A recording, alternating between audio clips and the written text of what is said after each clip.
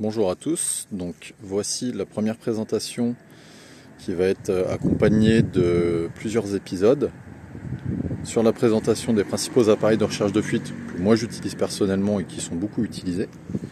Donc on commence ici avec le Terralog, donc c'est le nom du modèle de chez Von Roll Hydro. C'est un microphone,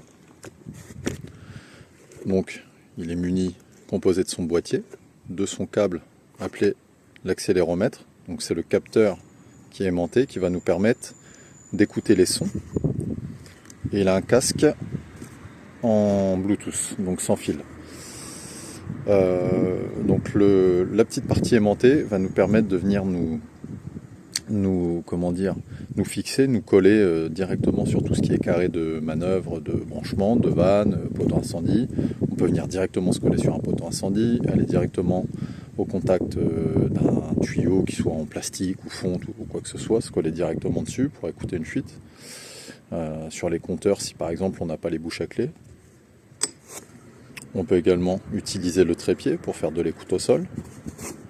Donc là, je parle plutôt de tout ce qui est fuite sur le domaine public. On va aussi pouvoir l'utiliser, par exemple un plombier, pour faire de la recherche de fuite sur un réseau de chauffage. On peut se brancher sur l'allée, le retour dans une maison, isoler des parties, mettre son capteur directement sur du cuivre et ainsi voir les parties qui vont être fuyardes. Donc ce petit appareil, il a quelques fonctions. Donc là, la valeur qu'on voit affichée à l'écran en live, bon là elle fluctue puisque je bouge un petit peu, tout ça, donc c'est tout simplement la puissance du bruit que l'appareil entend. C'est un chiffre propre à l'appareil. Donc il va avoir, ici on va retrouver donc, des histogrammes. En fait ça va permettre de prendre plusieurs mesures et de dessiner donc, un histogramme avec l'importance du son qui aura été enregistré. Ici les fréquences, je peux rentrer dedans. Moi je suis toujours en plage la plus large possible, on peut venir affiner quand même. Après moi je l'utilise comme ça va très bien. Je sors, tac, tac. Donc là c'est les enregistrements. On peut enregistrer des bruits de fuite. Par exemple, moi ça m'arrive de l'utiliser avec le trépied en le posant au sol à un endroit où j'ai des doutes.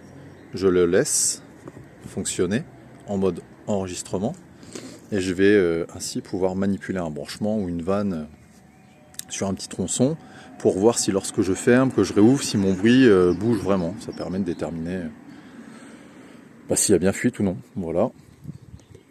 C'est une des petites astuces qu'on peut se permettre avec ce mode-là. Et ensuite les enregistrements. Donc là, on vient pour appareiller son casque, le Bluetooth. Voilà.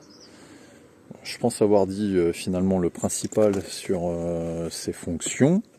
Qu'est-ce qu'on peut dire? Les plus, les moins. On commence par les moins. Il a un côté un petit peu fragile. Il peut un peu bouger. Bon, après, le mien, il est pas tout jeune.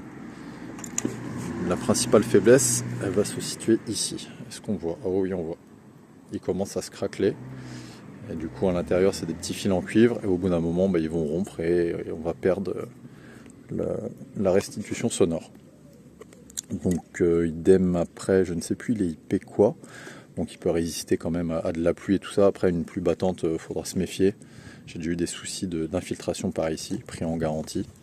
Mais faut faire attention. Mais dans l'absolu, le côté de ses points faibles sont aussi ses points forts, c'est que c'est un appareil léger. Avec sa dragonne, on peut l'avoir autour du cou. C'est super pratique. On peut l'utiliser dans beaucoup de cas de figure. Donc c'est franchement un très bon appareil. Et pour en avoir testé beaucoup de plein d'autres marques, que là je ne citerai pas forcément, il a une super restitution sonore. C'est pour moi un des meilleurs. C'est la qualité du son et la force sonore. Comment dire, si je m'explique, oui, est-ce que je m'exprime bien? La puissance, voilà, le son à fond, on entend vraiment très bien. Contrairement à d'autres appareils qui ont une bonne qualité, mais faible. On entend peu le son. Voilà pour ce petit appareil. Si vous avez des questions, n'hésitez pas à les poser en commentaire.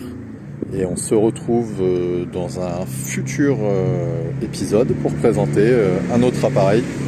Je pense que ce sera l'aquaphone ou le corrélateur. On verra. À bientôt.